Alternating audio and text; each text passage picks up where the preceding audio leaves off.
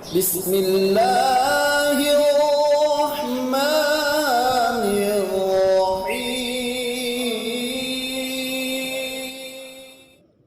24 سال بعد مجھے یہ تجربہ ہوا کہ دنیا میں اگر کوئی شخص میرے کاموں میں مدد دے سکتا ہے تو وہ میری بیوی ہے۔ اگرچہ میں کیسی ہی مفلسی کی حالت میں ہوں، لیکن اگر کوئی مجھ کو دنیا کا تمام خزانہ دے دے تو میں اپنی بیوی سے مبادلہ نہ کروں۔ زندگی کی ترقی و تنزلی کا انحصار بیوی کی محبت پر ہے۔ زن و شوہر ساتھ ہی دعا مانگتے ہیں، ساتھ ہی عبادت کرتے ہیں اور ساتھ ہی روزہ رکھتے ہیں۔ خوشی اور رنج و راحت اور تکلیف میں باہم ایک دوسرے کے ساتھ ہوا کرتے ہیں، ایک دوسرے کے رازدار ہوتے ہیں۔ ایسی جگہ جہاں یہ باتیں ہوتی ہیں دیکھ کر خدا بھی خوش ہوتا ہے اور وہاں اپنی برکت نازل فرماتا ہے۔ جو شخص عورت پر اپنا ہاتھ سوائے مہربانی کے کسی اور غرض سے رکھتا ہے وہ ایسا قابل نفرت ہے کہ اگر اسے بزدل کہا جائے تو حد درجہ کا مبالغہ نہیں ہے۔ یہ عورت ہی تو ہے جس کی بدولت میری زندگیوں کی گہرائیوں سے مقدس ترین آرزوئیں پیدا ہوتی ہیں۔ یہ میری محبوبہ ہے، میرا آفتاب، میرا مہتاب، میرا ستارہ۔ اس نے مجھے زندگی سے آشنا کیا کہ کیسے ممکن ہے کہ اللہ تعالیٰ کا مقدس قانون اس حسین و جمیل مخلوق کو قابل نفرت ٹھہرائے۔ جب تک عورتوں کی صحیح قدر و قیمت کا احساس نہیں ہوگا، حیات ملی نامکمل رہے گی۔ عورت اپنے شوہر کی اجازت کے بغیر کہیں نہ جائے، کوٹھے پر نہ جائے، دروازے پر نہ آئے، ہمسایوں سے مخالفت نہ کرے، آپس کی رنجش کسی کے سامنے ظاہر نہ کرے، شوہر کی ضرورت کی چیزوں کو مہیا رکھے اور اس کے مال کی حفاظت کرے۔ خوبصورت عورت دیکھنے سے آنکھ اور نیک دل عورت دیکھنے سے دل خوش ہوتا ہے۔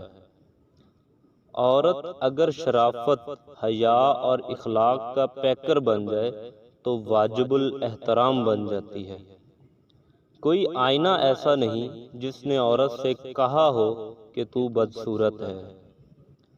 عورت سے بے نیاز ہو کر زندگی بسر کرنا ناقابل معافی جرم ہے اور فطرت سے بغاوت ہے۔ وہ جو عورت کی خواہش کے رخ کو قوت سے بدلنا چاہتا ہے بے وقوف ہے۔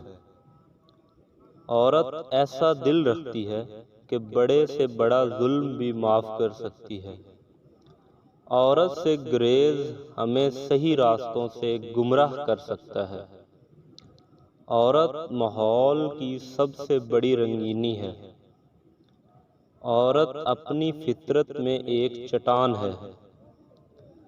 جہاں عورت کا احترام ہوتا ہے وہاں خدا بھی خوش ہوتا ہے۔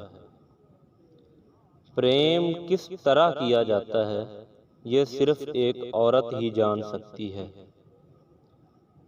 عورت انسان اور فرشتے کے درمیان ایک مخلوق کا نام ہے۔ عورت ہی کسی کی خوشبو کی خاطر اپنی تمناؤں کو قربان کر سکتی ہے۔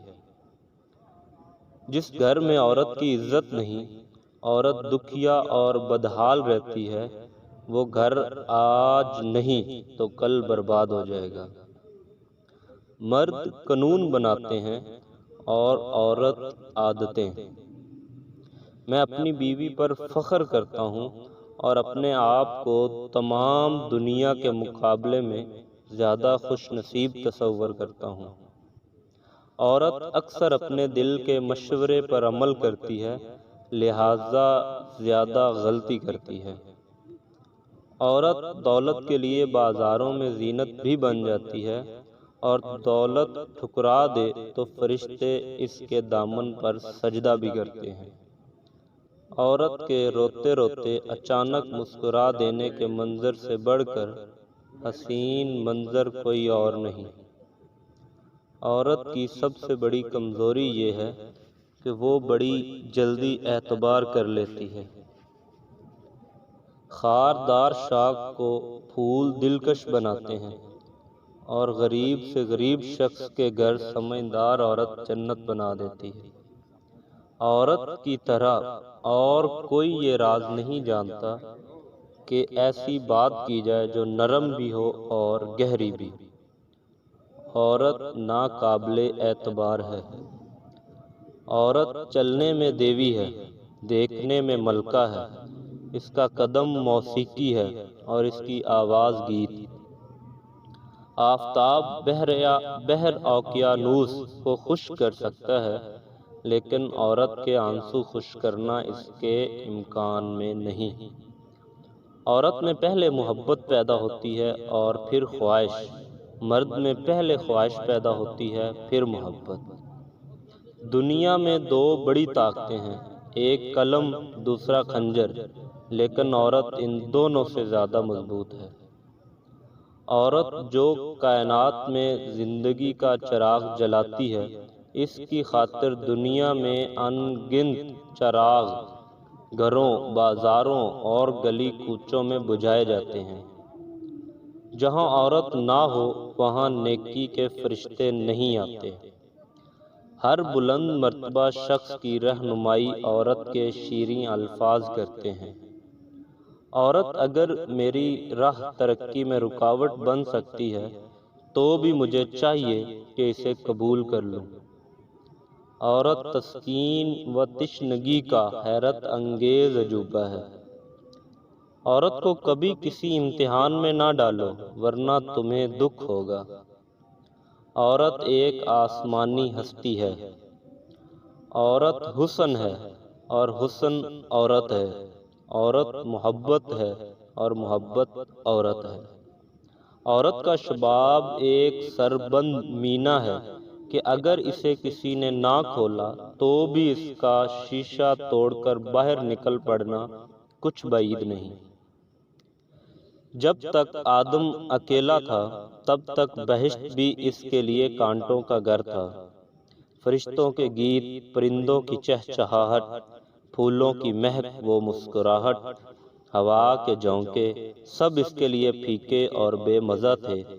وہ اداس رہتا تھا اور آہیں بھرتا تھا، لیکن جب اسے ہوا مل گئی تب اس کا سارا دکھ درد دور ہو گیا اور جنت کے کانٹے بہشت کے پھولوں میں بدل گئے۔ عورت دبیچہ حیات بھی ہے اور اس کا اختتام بھی۔ یقیناً اس کے بغیر زندگی کا تصور بھی نہیں کیا جا سکتا۔